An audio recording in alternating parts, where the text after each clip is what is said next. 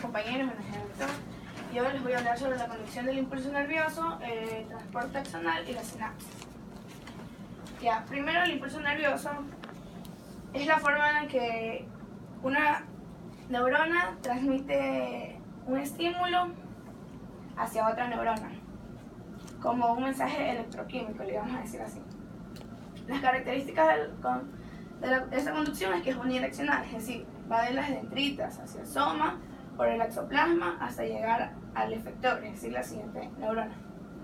Es la ley del todo, cumple la ley del todo o nada. ¿Por qué? Porque cuando se tiene un estímulo, una vez que llega al potencial de un umbral, va a llegar hasta hacer potencial de acción en su máxima intensidad. La velocidad de conducción del impulso nervioso es dependiente del espesor de las axones y de la presencia de la vaina de mielina. ¿Por qué? Porque entre más diámetro tenga el axón va a tener más superficie de membrana y así el material intramembranoso va a pasar con mayor facilidad. Y la presencia de vaina de mielina, porque entre más, la presencia de estas vainas de mielina van a dar los nódulos de Ranvier y la conducción va a ser de manera saltatoria, es decir, va a tener mayor velocidad.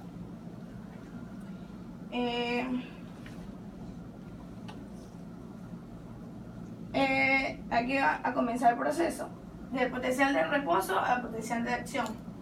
El potencial de reposo, con esto, ya. El potencial de reposo de una neurona es de menos 70 MV. MV es microvoltios. Microvoltios. En el estado de reposo se mantiene un gradiente de concentración de los iones positivos y negativos a cada lado de la membrana de la neurona. Esto aquí es regulado por el mecanismo de la bomba sodio-potasio. Una vez que se recibe un estímulo, se va a llegar a un potencial de umbral que va a ser de menos 50 MV. Aquí se va a abrir la cadena de sodio y va a ingresar hacia la membrana y esto se va a producir la despolarización y va a llegar a ser el potencial de acción hasta más 40 MV. Es decir, puedo señalar. Así sí. Aquí se recibe el estímulo, se llega al potencial de umbral en donde la cadena de sodio abre e ingresa a la membrana y instantáneamente se eleva hasta el potencial de acción. Se va a ocurrir se desciende con algo ya, a ese proceso lo vamos a decir repolarización, que es cuando el potasio entra hacia la parte intramembranosa o intracelular y hace de la neurona de carga negativa. Se puede dar hasta una hiperpolarización que llega hasta el menos 90 MV, lo cual va a ser regulado después por la bomba sodio-potasio hasta llegar otra vez al menos 70 MV, que es el potencial de reposo. Okay. Antes de que sigamos con lo que viene, ustedes deben entender este gráfico porque es importante. Yo ya se los había mencionado que las curvas en todo lo que tiene que ver con sistema nervioso, las propiedades eléctricas de las curvas se grafican al revés que en otro tipo de sistema, sobre todo el cardiovascular. Ustedes no están familiarizados todavía con un electrocardiograma. Deben haber visto las ondas. Sí la han visto, un electrocardiograma. Entonces, ustedes sabrán, así como aquí, que en el electrocardiograma, en el cardiograma, también hay una línea basal, que se puede llamar una línea de reposo. Y en el electrocardiograma, todo lo que está por encima de la línea es positivo, carga positiva. Y todo lo que está por debajo de la línea basal de reposo es negativo. ¿Sí? Arriba positivo, abajo negativo. Aquí, en el sistema nervioso, es al revés. Creo que ya se los había mencionado, no está de más volver a decir. Nosotros tenemos un potencial de reposo, es decir, en el cual la neurona y el axón están sin realizar ninguna actividad. Y ese estímulo está aquí en menos 70 microvoltios. Ese es el potencial de reposo, ¿sí? Que está aquí, esta línea recta que está aquí. Entonces, la tendencia es a que todo lo que esté por debajo de la línea de reposo sea positivo y todo lo que esté por encima de la línea de reposo sea negativo. Es decir, que esta curva que está aquí es una curva negativa en el sistema nervioso, no en el sistema cardiovascular. Ahí es al revés. Acá, para que se acuerden de eso. Entonces ustedes tienen una onda que tiene partes normales, ¿no? Toda onda tiene un periodo de latencia, que es el periodo que se tarda desde el inicio de un impulso hasta que comienza a producirse el potencial. El potencial es la onda, esa es la latencia, y debe tener una amplitud. Amplitud no es otra cosa que el tamaño de la onda, ¿no? En este caso, esto que está aquí es la amplitud. Ella mencionó algo que se llama ley del todo o nada. ¿Qué significa eso? Eso significa que toda neurona y todo potencial nervioso, cuando sobrepasa determinado umbral, ya se lanza con todo, no hay términos medios, ¿sí? O sucede el potencial o simplemente no sucede. Que va a haber momentos en los cuales existan ciertos estímulos que no sobrepasen el umbral, es decir, no va a haber una transmisión nerviosa. Pero una vez que se transmite y se pasa el umbral, se produce el potencial de acción. Eso se conoce como despolarización. Despolarización es que se transmita el impulso. Y esta ley del todo nada hace que cuando se transmite el impulso nervioso exista un periodo que se llama periodo refractario, que es este que está acá, en el cual la neurona está hiperpolarizada. Hiperpolarizada, esto es una hiperpolarización. Esta hiperpolarización impide que se produzca un nuevo impulso encima de otro. No se puede, simplemente no se puede. Por eso se llama fase refractaria. Hasta que aquí ya regresa el potencial de reposo y otra vez ahí sí ya está apta para transmitir un nuevo impulso. Entonces, esas son las curvas que se miden con microvoltios y milisegundos. Esa es la curva que se mide, el eje de X, el eje de la Y está con el voltaje y el tiempo. Voltaje y tiempo. Voltaje representado en microvoltios y tiempo representado por milisegundos. Entonces, eso es lo que se trata de decir. Y esta curva que está aquí lo que habla es de la acción, de la acción que se produce. Y después de eso ya para y vuelve al equilibrio normal. Eso se produce mediante el intercambio iónico a nivel de la membrana. Aquí. Habrá momentos en los cuales ustedes ya vieron fisiología o ya vieron algo de esto, ¿no? Es un GIF, mira, ahí viene el impulso nervioso. ¿Es un qué? Un GIF. Es como se ve el proceso. Un GIF. Ajá. Ya. Y este es un GIF también. También.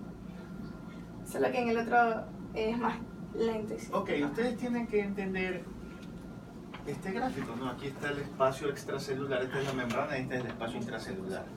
Esta es la membrana. En esta membrana hay canales, hay bombas.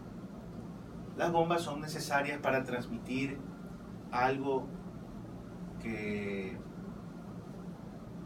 está en poca cantidad en un lado a un lugar donde hay mucha cantidad en el otro. O sea, va contragradiente. Ahí se necesita energía, pero hay casos en los que no, hay apertura y simplemente se produce el paso de los elementos, en este caso de iones, del espacio extracelular al intracelular a nivel de la membrana para que se transmita la carga, positiva y que se logre transmitir el impulso. Entonces entiendan bien esto, ¿sí? Sí, ahora sí.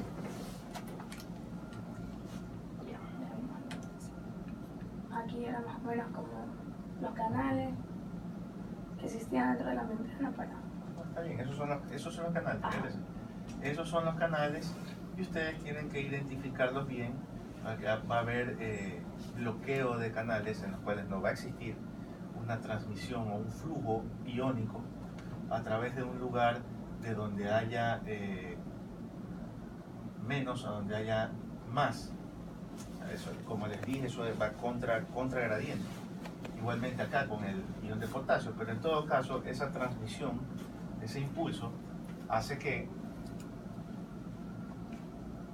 el sodio pase y que por bomba regrese, ¿sí? Entonces, y ahí se transmite, pasa fácil, regresa con un poco de dificultad, ¿sí? En todo caso, el verde me imagino que representa a ion no difusible, o sea, estos de aquí no se van a poder transmitir a través de la membrana, ¿ok? Y están 3 de sodio, 2 de potasio, perdón, ¿sí? Así funciona esta bombita. Ahora sí sigue. Ya, existen factores que hacen de esto más rápido o más lento. Entonces, como son las neuronas amielínicas o células amielínicas o mielínicas. Las mielínicas, por presencia de los nódulos de Ranvier, van a ser saltatorias. Entonces, estas de aquí van a ir más rápido. Incluso en la gráfica se puede notar claramente cuando aquí ya terminado.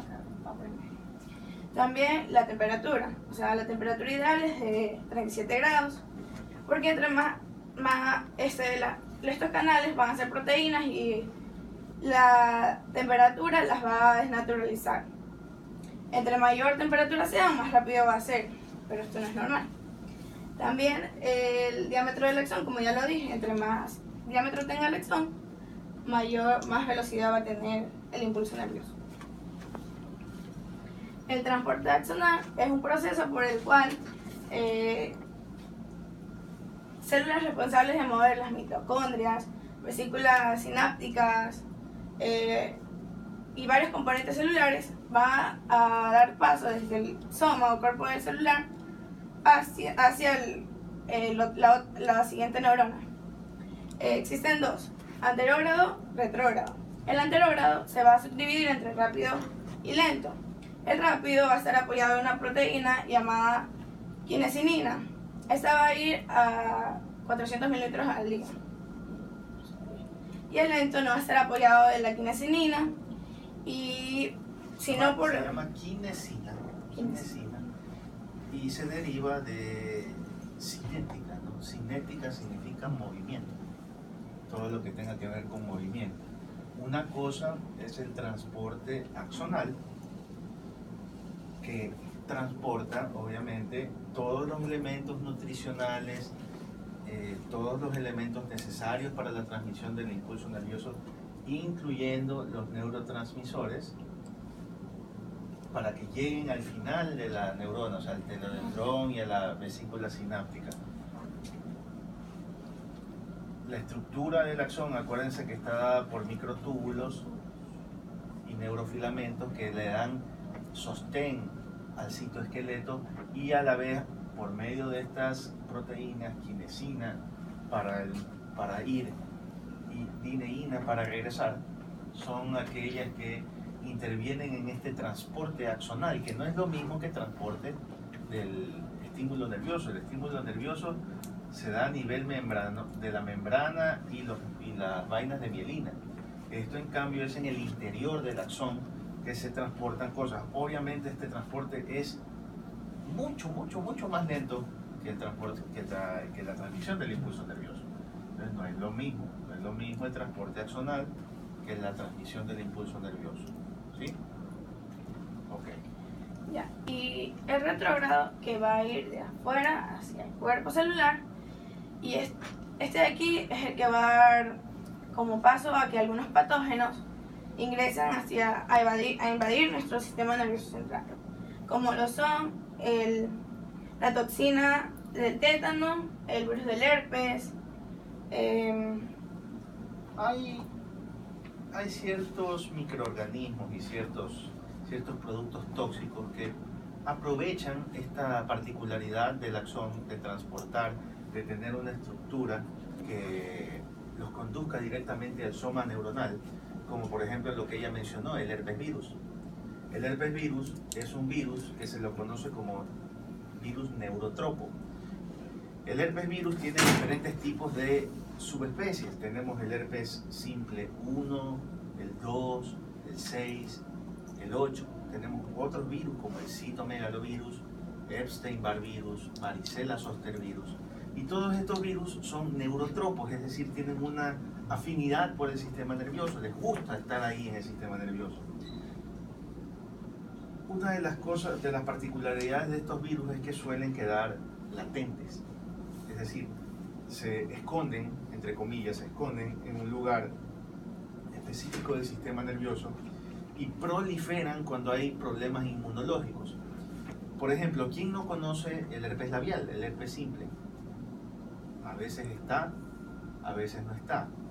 Ese virus, el herpes simple, se aloja en el ganglio de Gasser y tiene predilección por cualquiera de las 3 ramas del trigémino, ya sea la supraciliar, la maxilar o la mandibular. En este caso la predilección máxima es por la rama maxilar. Cuando hay trastornos de inmunidad, ese virus escondido prolifera, viaja por estos microtúbulos y se manifiesta como vesículas a nivel del labio. Está presente en el 70 al 80% de la población, es muy común, ¿sí? Entonces, así son estos virus neurotropos. Igualmente, lo que ella mencionó, la toxina botulínica también puede viajar en ese sentido y producir debilidad muscular.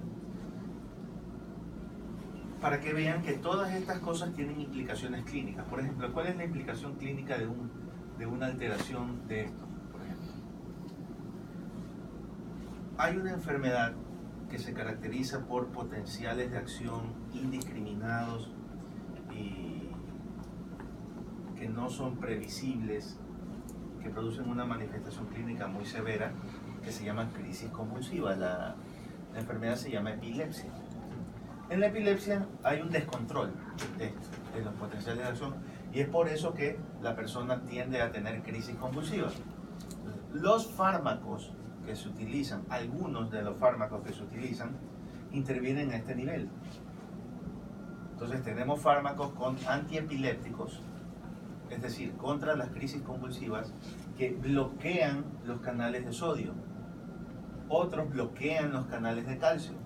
Otros fármacos bloquean los canales de potasio. Bloqueante de los canales de sodio, típico, ácido valproico, fenitoína. ¿Alguien está familiarizado con la epilepsia aquí? ¿Le suena el Epamín? Sí. Eso es un bloqueante de los canales de sodio. El Epamín, el típico que se utiliza para controlar la asfixia. Así lo usan mal, porque siempre lo usan mal, pero esa es la función. Tiene otras funciones más, tiene otro mecanismo, mejor dicho. Pero ese es un bloqueador de los canales de sodio y al bloquear los canales de sodio, teóricamente está impidiendo la despolarización y la producción de esos potenciales anómalos que se dan en las crisis convulsivas. ¿Sí? Para que vean la importancia de cada una de estas cosas que están diciendo. Ay, estoy estudiando esto, ¿para qué me sirve? Ok, ahora sí sirve. Varias enfermedades neurodegenerativas están asociadas a este transporte axonal. ¿Por qué ocurre eso? Por causa de la presencia de la proteína quinesina y la dineína. Dice que estas aquí se mutan y las asocian con enfermedades como el Alzheimer y el Parkinson. Ya, la sinapsis. Las neuronas no forman unas redes como de unión, sino que existe un pequeño espacio entre neurona y neurona, llamada sinapsis. Los elementos son la neurona anterior, que vamos a llamarle componente presináptico, la hendidura sináptica, que es este espacio, y la neurona posterior, que le vamos a llamar componente postsináptico.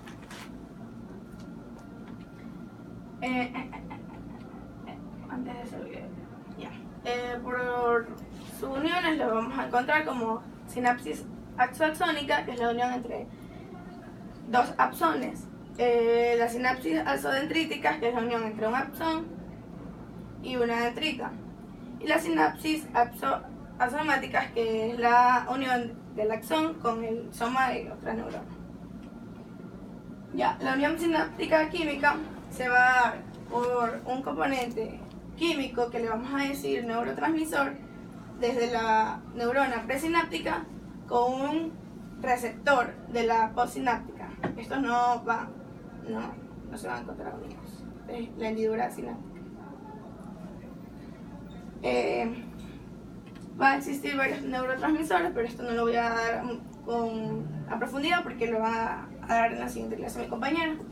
Pero uno de los más comunes es la acetilcolina. La sinapsis eléctrica son uniones intercelulares que contienen canales intracelulares desde una neurona presináptica, desde el citoplasma de una neurona presináptica hasta el citoplasma de la neurona postsináptica. Es decir, van a ir como que desde el interior de esta neurona un canal hacia el interior de la otra. Van a estar ayudados por un neurotransmisor que puede ser el GABA.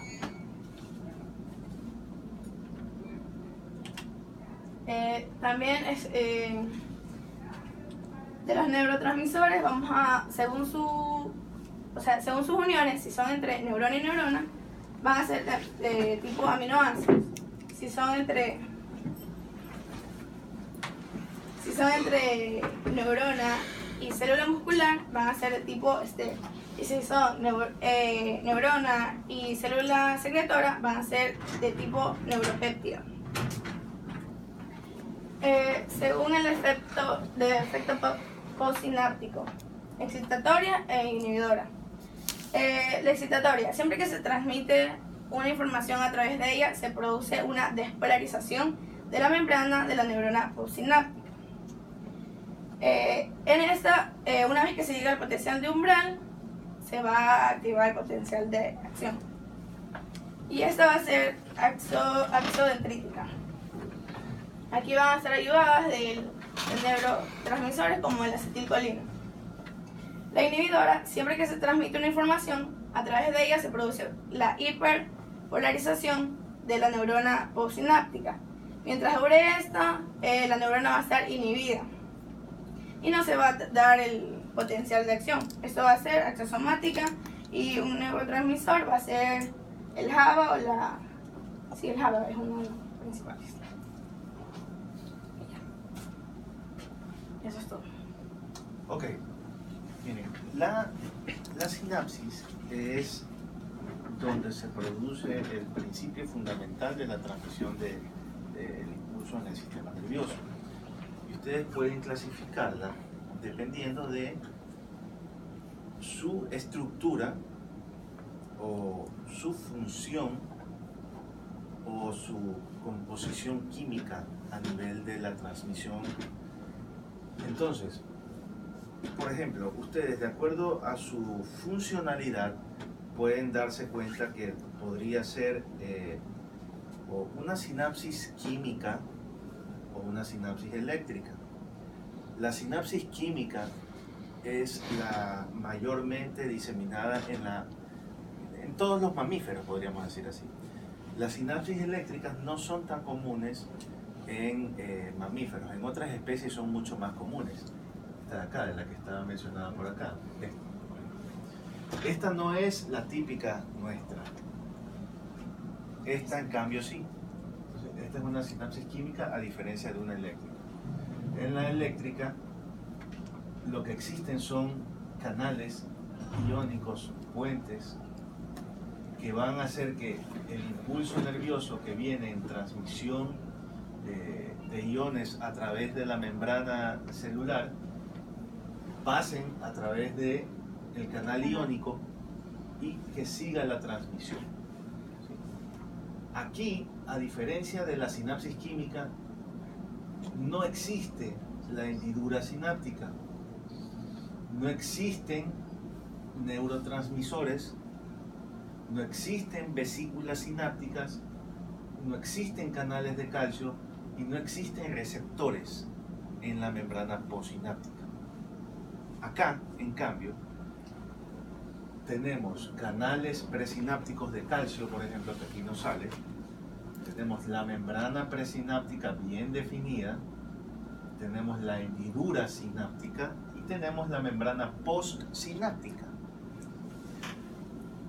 Por transporte axonal vienen estos elementos desde el retículo endoplasmático o endoplásmico, como quieran llamarlo, viajan a través del axón por los microtúbulos y la quinesina es la que ayuda en esto, y llegan al botón terminal o placa neuromuscular o placa neuroendocrina, ¿no? Ahorita no estamos especificando si esto es músculo o glándula, no estamos especificando, simplemente la anatomía de una sinapsis.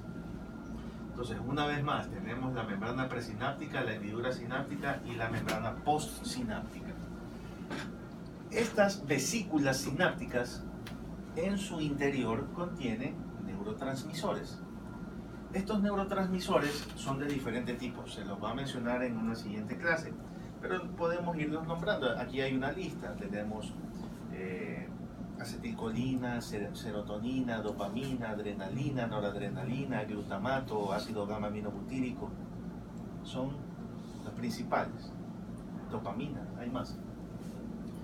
Y por un fenómeno de exocitosis, entrada de calcio al botón terminal, una vez que llega el impulso nervioso por despolarización a través de la membrana, activa esta liberación, esta exocitosis de elementos neurotransmisores para que inunden a la hendidura sináptica del neurotransmisor y viajen desde la membrana presináptica hasta la membrana postsináptica y se acoplen en un receptor.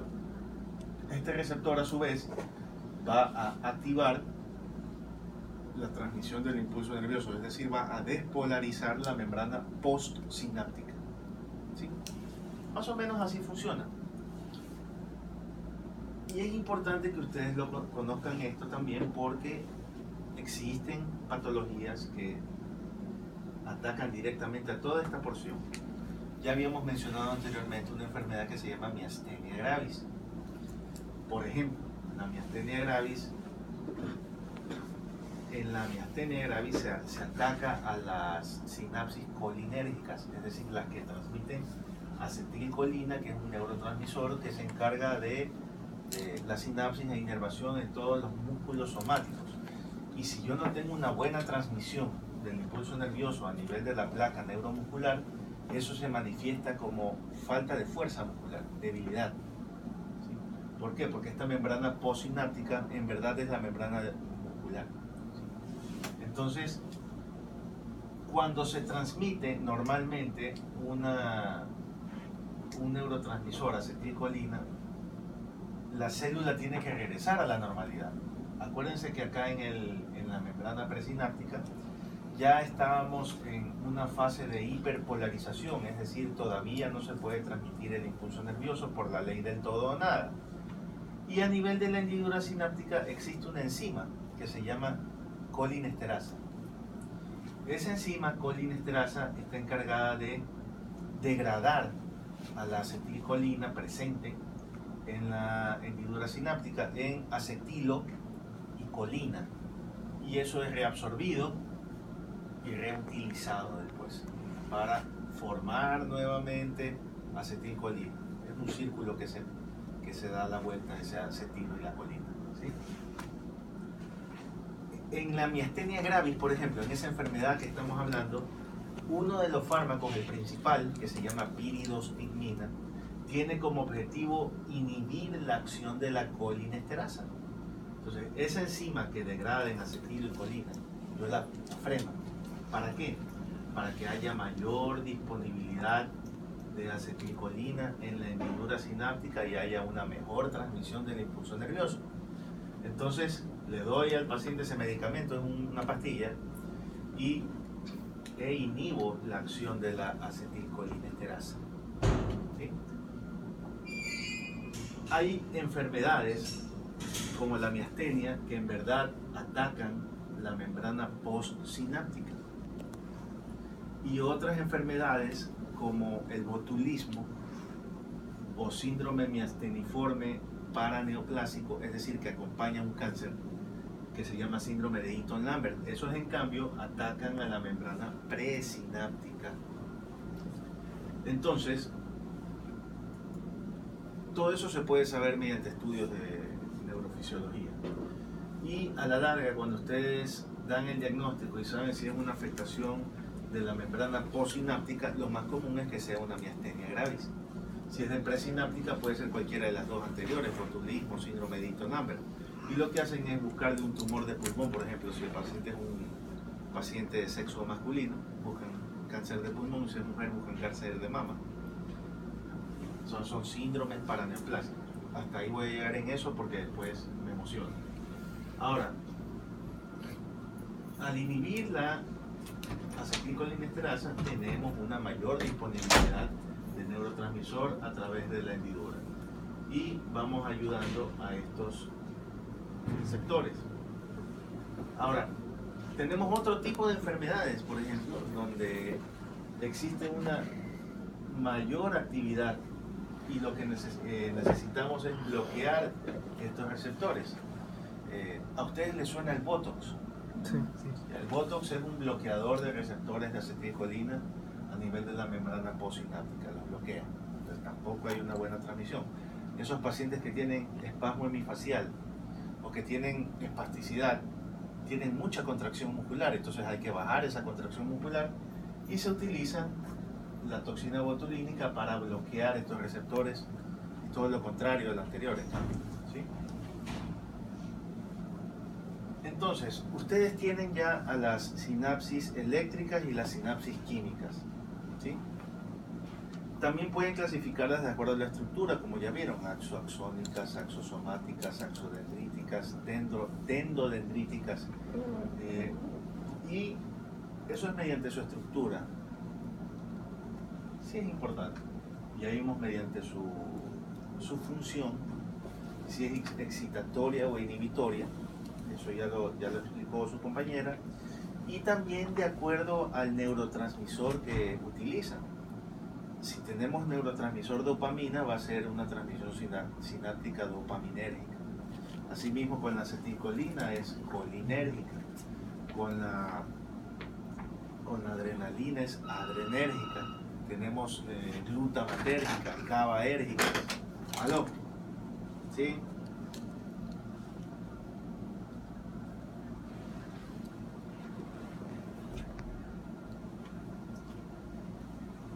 ¿Cuál es San Antonio? ¿Pero qué sale San Antonio?